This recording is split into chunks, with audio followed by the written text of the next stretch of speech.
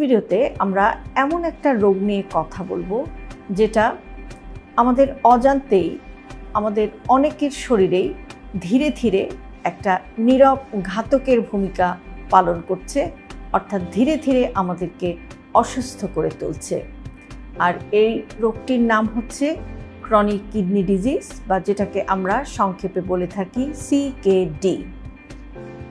এই রোগ হলে আমাদের কিডনি ঠিকমতো কাজ করতে পারে না, তবে সঠিক খাবারের অভ্যাস এবং একটি সঠিক লাইফস্টাইল মেনে চললে এই রোগকে নিয়ন্ত্রণে রাখা সম্ভব। চলুন জেনে নিই ক্রনিক কিডনি ডিজিজে আক্রান্ত পেশেন্টরা কি খেতে পারেন, কি খেতে পারেন না, আর তাদের লাইফস্টাইল কেমন হওয়া উচিত। ক্রনিক কিডনি ডিজিজ মানে হচ্ছে কিডনির কাজ করার ক্ষমতা ধীরে ধীরে কমে যাওয়া। কিডনি আমাদের শরীরের একটি অত্যন্ত গুরুত্বপূর্ণ অঙ্গ। এটা আমাদের রক্তকে ফিল্টার করে। আমাদের শরীরে যত ধরনের দূষিত বর্জ্য পদার্থ আছে, প্রস্রাবের মাধ্যমে সেগুলো শরীর থেকে বের করে দেয়। এটা আমাদের শরীরে ফ্লুইডের ভারসাম্যটাকে বজায় রাখে, রক্তচাপকে নিয়ন্ত্রণ করে ইত্যাদি অনেক রকমের গুরুত্বপূর্ণ কাজ করে কিডনি নামের এই অঙ্গটি। CKD হওয়ার কিছু সাধারণ কারণ: ডায়াবেটিক নেফ্রোপ্যাথি, অর্থাৎ দীর্ঘ সময় ধরে একজন রোগী যদি ডায়াবেটিসে ভোগেন তাহলে এক সময় সেটার প্রভাব কিন্তু কিডনির উপরে গিয়ে পড়ে, সেটাকে বলা হয় ডায়াবেটিক নেফ্রোপ্যাথি। আবার দীর্ঘদিন ধরে উচ্চ রক্তচাপ থাকলে বা হাইপারটেনশন থাকলে সেখান থেকেও কিন্তু ক্রনিক কিডনি ডিজিজ বা CKD হতে পারে।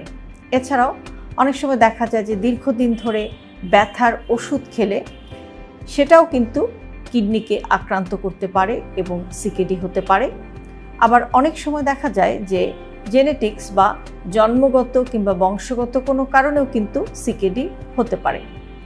CKD বা ক্রনিক কিডনি ডিজিজের একটা বৈশিষ্ট্য হচ্ছে যে শুরুতে এর লক্ষণগুলো তেমন একটা বোঝা যায় না। রোগী অনেক সময় একেবারে আননোটিসড অবস্থায় থেকে যান, কোনো ধরনের উপসর্গই দেখা যায় না। সাধারণত দেখা যায় যে অনেক লম্বা সময় পরে এই উপসর্গগুলো রোগী আস্তে আস্তে বুঝতে শুরু করেন। CKD রোগীদের ডায়েট কেন গুরুত্বপূর্ণ? CKD বা ক্রনিক কিডনি ডিজিজ হলে কিডনি যেহেতু ঠিকমতো ফিল্টার করতে পারে না বা শরীর থেকে দূষিত বর্জ্য পদার্থগুলো ছেঁকে ঠিকমতো বের করে দিতে পারে না, তাই এগুলো শরীরে রক্তের মধ্যে এগুলো কিন্তু জমতে থাকে। আবার খাবারের মাধ্যমে আমরা যে সমস্ত প্রোটিন, সোডিয়াম, পটাশিয়াম, ফসফরাস এগুলো পাই সেগুলোও কিন্তু প্রস্রাবের সাথে ঠিকমতো বের হতে পারে না। আর সে কারণে CKD রোগীদের জন্য ডায়েট হচ্ছে ট্রিটমেন্টেরই একটি অংশ এবং এটা ওষুধের মতোই গুরুত্বপূর্ণ। CKD রোগীরা কি খেতে পারেন? রোগ অনুযায়ী খাবারের তালিকা: প্রোটিন নিয়ন্ত্রণে রাখুন। খুব বেশি প্রোটিন কিডনির উপরে একটা বাড়তি চাপ ফেলে। পরিমিত পরিমাণে ডিমের সাদা অংশ, মুরগির মাংস চামড়া ছাড়া এগুলোকে আপনি প্রোটিনের সোর্স হিসাবে ব্যবহার করতে পারেন। আর অ্যাভয়েড করুন গরু খাসির মাংস, ডাল এবং অতিরিক্ত মাছ। সোডিয়াম কমান। সোডিয়াম মানে হচ্ছে লবণ। অতিরিক্ত লবণ আপনার ব্লাড প্রেশার বাড়িয়ে দিতে পারে, যেটা কিডনির জন্য ক্ষতিকর হতে পারে। তাই আপনার রান্না করা খাবারে পরিমিত পরিমাণে লবণ ব্যবহার করুন। এছাড়াও পাঁপড়, চিপস, চানাচুর, ফাস্ট ফুড অথবা প্রক্রিয়াজাত খাবার কিংবা প্যাকেটজাত খাবার যেগুলোতে লবণ বেশি থাকে সেগুলো এড়িয়ে চলুন। পটাশিয়াম নিয়ন্ত্রণে রাখুন। পটাশিয়াম বেশি হলে হার্টের রিদম বা হার্টের যে ছন্দ তার উপর প্রভাব পড়তে পারে। আপেল, আঙুর, পেয়ারা, কাঁচা পেঁপে এগুলো নিরাপদ, কিন্তু কলা, কাঁঠাল, কমলা, আলু এসবের মধ্যে পটাশিয়াম একটু বেশি থাকে, তাই এগুলো কম খাওয়ার চেষ্টা করুন। ফসফরাস কম খেতে হবে, যেহেতু ফসফরাস কিডনি রোগীদের হাড় দুর্বল করে দেয়, দুধ, দই, চিজ, বাদাম, চকলেট এগুলো কম খেতে হবে। পর্যাপ্ত পানি খাবেন, তবে মাত্রা মতো। সব সিকেডি রোগীদের জন্য পানির পরিমাণ কিন্তু এক নয়। সিকেডির স্টেজ অনুযায়ী পানির পরিমাণটা নির্ধারণ করুন আপনার ডাক্তারের সাথে পরামর্শ করে। এবার বলবো সিকেডি রোগীদের কোন ধরনের খাবারগুলো এড়িয়ে চলা উচিত। অতিরিক্ত মিষ্টি জাতীয় খাবার, কোমল পানীয় বা সফট ড্রিঙ্কস, অতিরিক্ত ভারী খাবার, প্রক্রিয়াজাত খাবার, অতিরিক্ত লবণযুক্ত খাবার এবং অতিরিক্ত প্রোটিন আছে এমন ধরনের খাবার। সিকেডি রোগীদের জন্য দৈনন্দিন কিছু ভালো অভ্যাস বা লাইফস্টাইল টিপস। হাঁটা চলা নিয়মিত করতে হবে। নিয়মিত হাঁটলে কিন্তু আপনার ব্লাড প্রেশার কন্ট্রোলে থাকবে, ডায়াবেটিসটা কন্ট্রোলে থাকবে, এটাও কিন্তু আপনার কিডনিকে প্রোটেক্টেড রাখবে। কাজেই আপনার রক্তচাপকে নিয়ন্ত্রণে রাখতে হবে, আপনার ডায়াবেটিসকে কন্ট্রোলে রাখতে হবে এবং সেটার জন্য হাঁটা খুবই গুরুত্বপূর্ণ।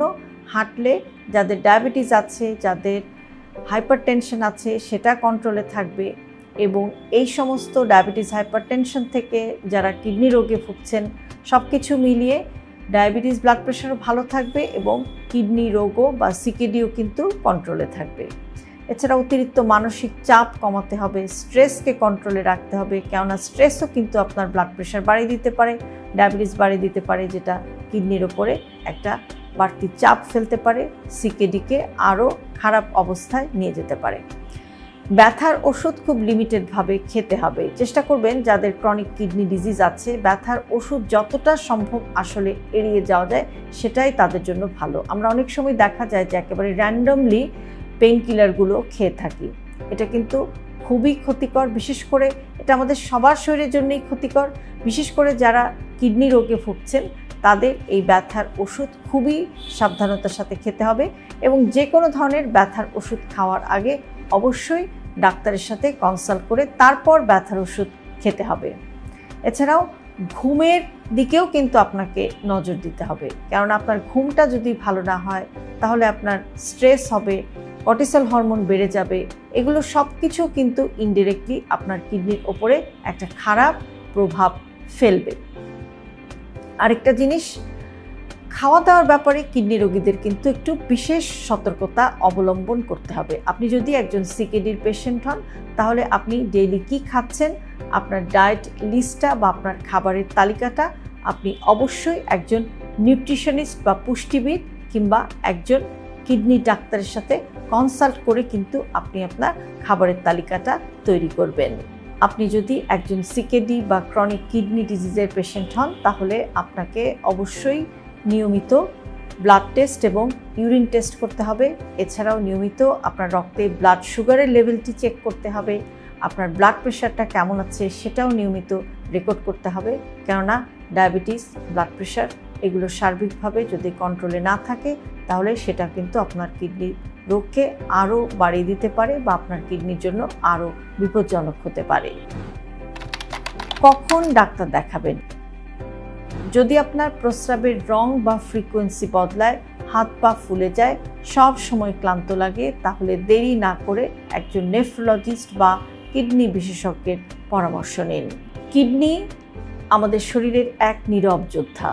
এটা নীরবে নিভৃতে আমাদেরকে বাঁচিয়ে রাখে, আমাদেরকে বিভিন্ন রোগ থেকে দূরে রাখে এবং আমাদেরকে সুস্থ রাখে।